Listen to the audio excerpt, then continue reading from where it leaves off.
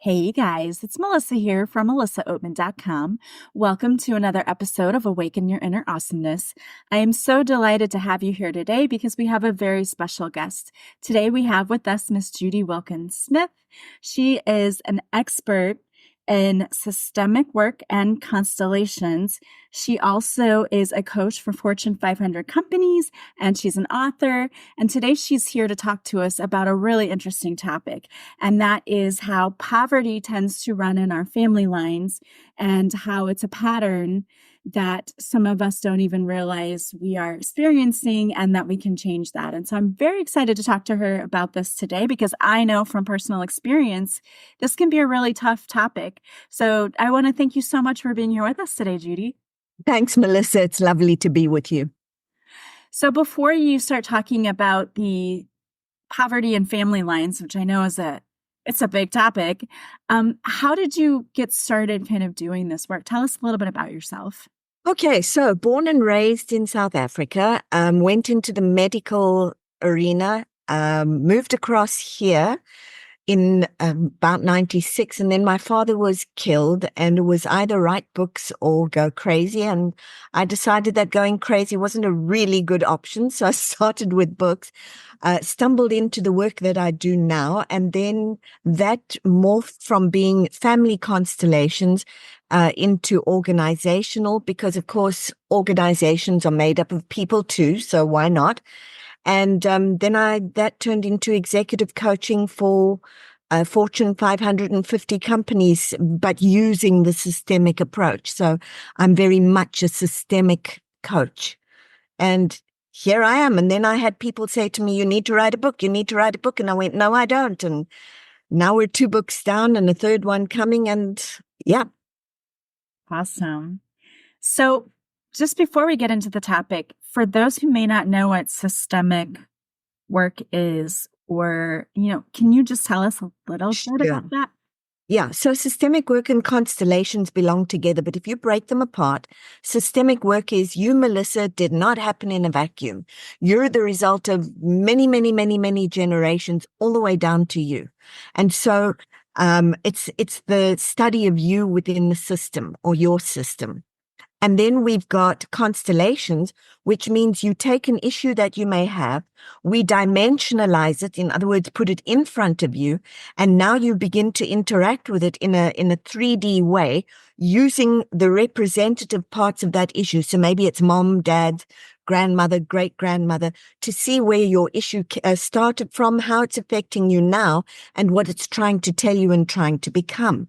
So those two belong together. And because you're hearing it, seeing it, touching it, what would be normally a brain exercise turns into a full-on embodied experience. And so people who come and attend those have a lot of these aha moments and big breakthroughs. And then if we add one more little piece to that, which goes into what we're going to talk about, you don't just inherit physical DNA, you also inherit emotional DNA. And that's my specialty. Your patterns of thoughts, feelings, actions, inactions, your language, your nuances, and where they came from and how they affect you and how you can use them to get exactly what you want in life in the very best way. And that includes money. And that sounds so fascinating. And so that's why I'm really excited about today's topic, because I know that I have my listeners reach out sometimes and say to me, I'm so tired. I feel like I just work, and the money just comes in and goes right back out again.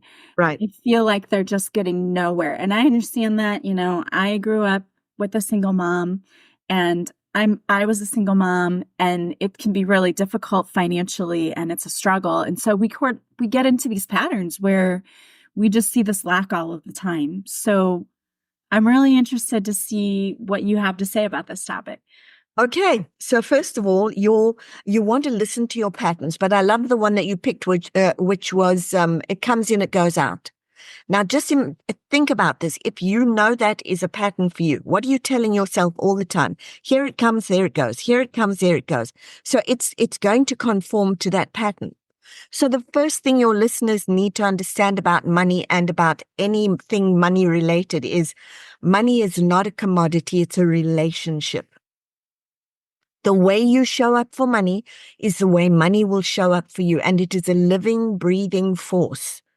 It will conform to what you want, including all of your patterns.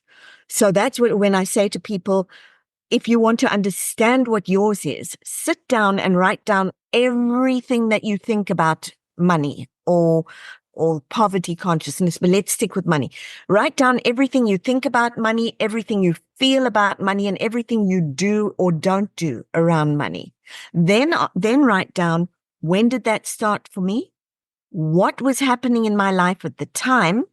And is there anyone else in the family with a similar pattern? Doesn't have to be identical. Does it have a nuance of? Sounds like, yeah. And so when you have that, you can now begin to see what your patterns are. What do you always say about money? Where did that come from? Was that mom who said it? Was it dad who said that? What did I make it mean about me? What did I make it mean about others? Lots of people will say that means I'm stupid with money. No, it just means you're really good at following the patterns that you've inherited. So it's looking at what you inherited and then what you want to do, because there are always two parts. One is the pattern that's trying to stop because it's outlived its usefulness. And the other one is the pattern that's trying to start because it's itching to get started. The one is anchored to all of the family patterns. The other one is anchored to you and your dreams and your purpose. So you want to look at those two very carefully. Do you want to stop me and ask me questions about that? Because I know that was a big mouthful. No, I mean, that makes total sense. And do you in any way, when you're doing your teaching, because I know a lot of people follow the law of attraction. Oh, yes. Include that in what you teach people. Well, yes, absolutely. Because think about it. It's literally as you think, so it is. So here's what happens. And this is really important. So when your brain tells your body a story that your body can believe, that becomes your new truth. That's now it. So you want to be really, really careful about what you're telling your brain to tell your body.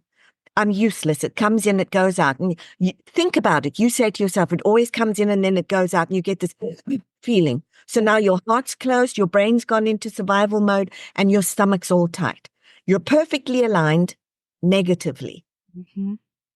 Somebody who says, oh my goodness, look at this. I really, really want to build a nest egg. I'm going to do X. For the next year, I'm going to do this, this, this, and this. And I'm going to build the nest egg so that I don't have to stress anymore. And you really are excited about that. Your brain goes, your heart opens, your brain goes, yes. And your gut goes, let's do this. Now you're aligned positively. So that's super important to know. Now you can do all of that and hit the same brick wall. And you go, what happened? That's when you start looking at, so what was mom's pattern? What was grandmom's pattern? What was your great-grandmother's pattern? Because hidden in that is very likely a strand that's telling you why you can't go any further. We all do well and then we crash. Oh, well, I didn't see that one coming. So, okay, what do I need to do? That's when you start looking at the generations before you and going, this pattern I can use. It's good. It's going to support me. This pattern I can't use. It's really limiting me. I need to either set it down gently with gratitude, or I need to turn it around and do something different. So now there's no conflict. When you do that, the minute you have no conflict, you're into your law of attraction. This is my adventure. My head says yes. My heart says yes. My gut says yes. Here we go. And if you add to that elevated emotion like gratitude, joy, excitement, that's your kind of your gas for the tank. When you put all of those together, you can't help getting where you want to go. You literally can't help it. So yes, law of attraction is absolutely amazing. It's giving you a lot of the stuff, but it's not telling you all the way through. Okay. Makes sense. And yeah, it's often an event. An event happened that set that off. So yeah, an event happens that starts generating thoughts, feelings, actions.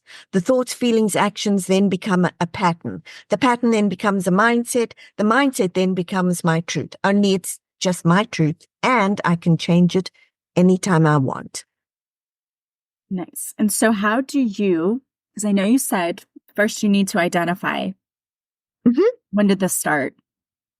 Who in my family also had these same patterns, these same beliefs? Once you've identified that, now what? Like, okay, I know what I have. How can we start to shift that now? So two things. First of all, you may not have that information. What if you were adopted? What if you just don't have the information? Timeline your money out or your money story out. Just everything that you've had happen with money, and you'll see there are patterns. So one way or another, you're going to find them. So, okay, you look at that and you go, I know what my pattern is. It comes in, it goes out. Now, what do I want to do? I really want to stop it from coming and going. I'd like it to just stay and grow. Okay, now we've identified what you want. So what thoughts would you like to have about money? What feelings would you like to have about money? What actions are you going to take around money? Doesn't matter if it's just a small step. Now you're telling yourself you're moving from what needs to stop to what needs to start. And when you make it really exciting and tie it to a goal, even if it's a small one, it's going to pull you past all of the excuses for staying stuck. So for me, mine wasn't such a small one. We came over to the US with nothing. And I had been to Disney before. Disney's the love of my life. You will see I have Disney everywhere.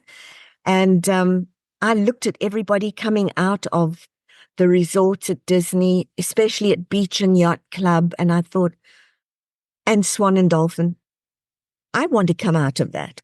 I want to be the one walking out of there with my family. I want to feel that happy and that free to go and experience. I want timeshare there. Well, of course, the little inner voice is going, ha, ha, ha, ha. You don't have 2 cents to rub together. You're going to have to work like crazy to make any kind of a living. You're crazy. But the side that really wanted it went, you know what? It's not going to hurt. I'm going to start an envelope for that. So I did. And every time I got a little bit extra, instead of letting it disappear, I would put it into the envelope. And a couple of years later, so bear in mind, a couple of years for me, a couple of years later, my brother said, I'd like to come over from South Africa and I'm going to bring my family. So I said, I'll help you with the accommodation. And I thought, and I went to the envelope and I had a look, and the amount of money that was there was enough for a down payment on timeshare. And I bought the timeshare at Beach Club and then proceeded to pay it off. But I got to walk into that for the first time, and I always get goosebumps when I tell the story, got to walk in with my family and be one of those people who walked out of Beach Club and was like, I did that. I had a dream come true. It's awesome. So what did I do? Started the next dream. Because when you've done it once, you're going to want it again and again and again. I love that. And your body then sees the proof there that I did this. So it's building even more momentum. And absolutely. It's building that winner effect. It's telling the brain, look what we did. The brain's going, what else can we do? The heart's going, I am so happy, and it's wide open. And the gut, that's really important. The gut then becomes the inner compass it was born to be, not the poor squeegee thing that we turn it into all the time. So yeah, and then it became, so what other money things can I achieve? What more can I do? And money is also super kind. It likes when you're having fun with it, and it likes when you're doing good things with it. So it was, how can I experience more of that? I heard something interesting the other day. I was scrolling TikTok. You go down that rabbit hole sometimes. But someone appeared on my TikTok that said, you're going to manifest $3,000, but think about how much fun you would have with it. Don't think that if I got $3,000, I'm going to pay all of my bills, but instead, how would that be fun for you? What could you do that would make you happy and joyful? And so I'm assuming that she's saying we need to get into this energy of the positive emotions instead of being negatively aligned, as you were talking about before. That would be the one, absolutely, I think. It is getting into that positive thing. It's also, there are a couple of things. You want to feel it. What she's saying is feel it, imagine it, really be there. So that's important. Um, but the other thing is give thanks. When you're grateful, give thanks and you receive. It's even in prayers that I've heard, for what we are about to receive. May the Lord make us truly thankful. So we're first being thankful and then receiving. So being thankful allows the brain to experience it as though it's already happened. The brain doesn't discriminate between it's happened or I imagine it's happened. And when we teach our bodies that, then everything starts to line up. It starts to wire and say, I'm doing this. Look at what I've got. And it starts to feel the effects, which wires more and more of that in, which then starts to rewire your brain into, I'm good with money. I can build money reserves. I know where to go for money advice. It starts to paint a very different picture. Is there something, like one small thing that you would advise someone to do who, let's say, is just feeling so defeated and so beyond frustrated when it comes to this particular topic? I would say there are two things. Number one, and it's going to sound crazy, but it's what I did and it worked. Pick up the pennies and be really happy when you pick up a penny. A penny is money. So any money that you've got, and get yourself a bag, a little drawstring purse or something, and put the coins in and keep putting those coins in. And at some stage, when it's banknotes, put those in too, and start having that around you, because now you've got the feeling of money. The other thing that I would say that I am really big on and I'm known for is go and do a money walk. Go and talk to money. I tell people to talk to money all day long and they go, what? I even have my banking clients do it. And I've had one or two of them say to me, that's a little cheesy and it's a little odd. Are you sure this is going to work? And I say, what do you have to lose? Yeah. And they come back and they go, it works. Yeah, because you're aligning with money instead of resisting it. And the more aligned you are with money, the more it wants to come play, because you haven't hit the brakes internally and you haven't hit the brakes everywhere else. It's like, cool, fun. What are we going to go and do now? I love that. And it's true. Honestly, I always just out of habit will pick up coins that I see lying around. I have a cup that it was a cup I got in Italy that I loved, and my children broke the handle off of it. So now I used it to collect my coins. Okay. Italy. And at first I would see pennies everywhere. Well, it started becoming quarters. Yep. It's like dimes and then quarters. Like I see quarters everywhere. So it's like the money even became a bigger denomination, if that makes any sense. Oh, no, it makes perfect sense. And the more you talk to money, the more that will happen. I always tell people I went on a money walk when I was really at a low stage. We had pretty much nothing. And I can remember walking out the door and saying, okay, God, I need to talk to money. And I'm waiting to get smacked on the back of the head for asking to talk to money. And I wasn't, so I assumed it would be okay. So I started walking and talking. And then I realized I had been in relationship with money since I was very young. And it was canna seeds. From the canna lilies, they put out these little seeds. And I realized at a very young stage that if I collected those and gave them to my mom and she planted them, it could make more and more and more and more and more. And then it was picking up bottles and bottle tops, because at one stage, if you handed those in, you got a penny or 2 pennies. I was like, wow, people are leaving this money all over the road. I'm going to pick it up. So I'd had that relationship and then fallen out of relationship with it when I started to hear all of the things that we say about money that make it so wrong, bad, unattainable. And I'd fallen into that. And so I had a long talk with money, and it was tears and it was laughter. And I said to money, I really want to do better with you. I want to be a good friend, and I want to be kind about it. And I also want to talk and teach about you. And on the way back, I picked up a $1, a $5, a $10, a $20, a $50, and a 100. And that's when I knew, okay, money is not an inanimate object at all. Money is this force and it wants to partner with us, but we give it such a bad rap. We say love or money, goodness or money. No, money is an and, it's not an or. And we need to know that. Yeah, I think there's just so many examples of people in society who have a lot of money that we don't think very highly of. But then, I like to think too, there's also a lot of people who are very generous with their money. And well, I work with a lot of those very generous people, and I often will say to them, they say I don't talk about it, and I say, please do, because the only examples we have are the not good examples. Teach people how it's okay. And one of the wealthiest men in India said something that I loved. It is entirely possible to have a full pocket and a full heart. Do that. yes, Do that. I love that too. Yeah, I think we feel like we have to pick a side, like you said. And I don't think that that's, people feel like, especially people who do are trying to be of service to others, feel like they shouldn't get paid well for that. Oh, I busted that myth a long time ago. I looked at that and went, no, I'm not doing that. Somebody said to me, the work that you do is healing work. You should not be charging for it. And I said, cool. I assume that when you go and see the doctor, he doesn't charge you either. Exactly.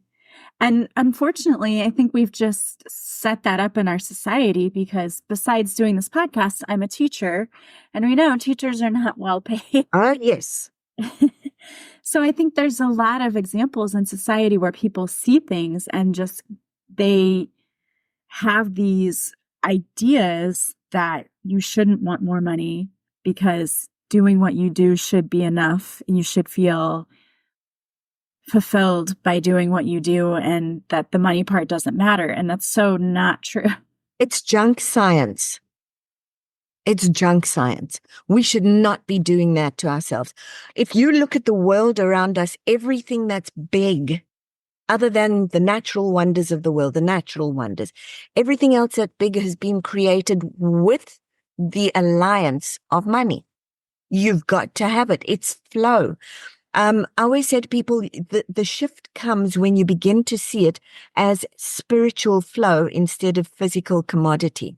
When you start to thank it, where do we think it came from, for goodness sake? And when you start to be grateful and you start to value and you start to be a good steward of even a penny, that's when money changes for you because it knows it's becoming a reality in your world. It's really important. I think something you mentioned, and I think is a really important thing to do too, is letting those old belief systems and patterns go with gratitude, as you said, because at one point we thought it was serving us, and maybe in some way it did for a little bit, but it would have in a prior generation. Yes. But maybe not now. If you look for the piece of the puzzle, it served at some point. But we know that with patterns, a pattern is of service until it no longer is. And then all it's saying to you is, hey, I've outlived my service. I need to stop. And the biggest thing that we could do right now is to begin speaking about and interacting with money as fun, as a friend, as an amazing creature.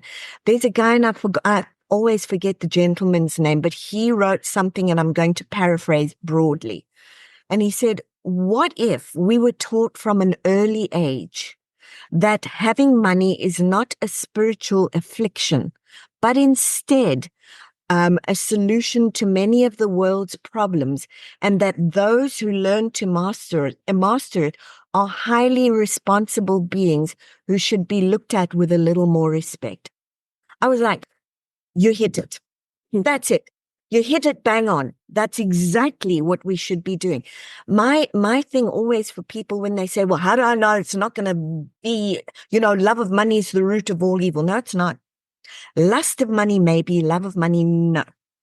How do I know I'm not going to get into trouble? Well, why don't you try a couple of different thoughts? And if you don't get smoked with a piece of 2x4, you'll know you're going to be okay. And at some point, everybody's going to look at you and go, well, you didn't get struck down, so I guess I can do it too. And maybe we'll start having a more responsible, happier, more affluent society. I mean, at the moment, I hear people walking around demonizing people who have money. And I'm like, excuse me, where do you think your colleges came from? Where do you think a lot of things came from? We've got a lot of people doing bad stuff with money, but there's a lot of good that's happening. Don't knock it till you try it. Come on. Exactly. And you can always set that goal that you want to be the person who is a change maker for the good. You Exactly. need to do that. So it's a big responsibility, just in case nobody realized that. If you decide I'm going to be the teacher who shows all other teachers how you can actually do fairly well and become quite affluent, even on a teacher's salary, and this is what it looks like. First of all, you're going to be demonized. Secondly, everybody's going to say, well, that's not for everybody. We can't all do that. She probably had a spoon in her mouth, but there are going to be people who are curious enough to say, Melissa, what do you do? I need to learn. yeah, exactly. And that's why your work is so important to help people to understand you don't have to stay stuck in those patterns. You don't have to stay stuck in any pattern. If you're stuck in a pattern, it's because you're doing Einstein's thing. You're doing it over and over and over again and hoping that if you just go squeak or a little bit of pop, that's going to do it. No, it's not going to do it. So if there are people out there who they know, okay, this has been me over and over and over and over and over again. What's one thing, and you said they can talk to money, but is there another thing they can do as soon as they get off this podcast, as soon as they are done listening, to start changing that pattern? Yeah, I would love them to sit down with that checklist. What do I think? What do I feel? What do I do around money? Okay, now that we've got that, what do I really want? Okay, what is one new thought that I can have, one new feeling that I can feel, and one new action that I can take? Just that. And people, then I have people who go, see, not everything works with just one new thought, feeling, and action. No. That's just your beginning. When you've done that, do it again and do it again, because you are literally going to rewire your money brain. And once you start rewiring your money brain, it's going to rewire your money feelings, which means it's also going to rewire your money gut.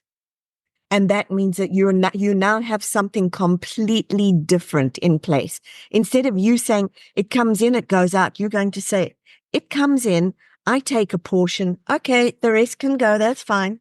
But now you've still got some because you've made just a small dent. So I would say to them, one new thought, one new feeling, one new action, and then do that for 21 days and sit down again and ask yourself, where have I shifted?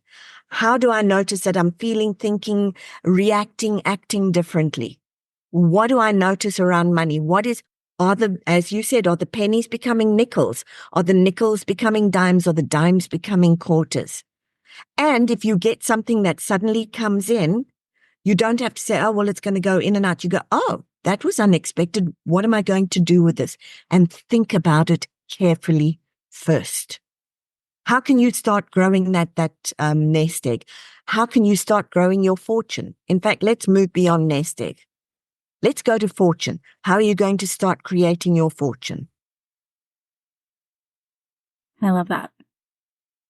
That's really good advice. And I hope people will follow that, because one other thing I want to mention is, some people will say to me, well, I just don't really believe it. I don't believe it. So I've heard some people say, well, start with, it's getting better. I'm getting better with money, instead of just saying I am, because they don't believe it yet. I mean, They don't believe that I am. Okay. I would say to people like that, can you get yourself to, I want to want it? Not even I want it. I want to want it. Then can you get to I want it? And then can you get to I want it enough to start taking steps? And watch how smart and capable you become with each of those steps. And if you find that, nope, that's not working, go back again. No, I'm still at I want to want it. Until you can buddy yourself into I want it. Well, do I believe it's going to happen? No. It's not about belief. It's we're building it. We're building it one penny at a time. It's not fiddlesticks and candy sticks. It's we're building it one penny at a time, and then a dime, and then or a nickel, then a dime, then a quarter. We're building it.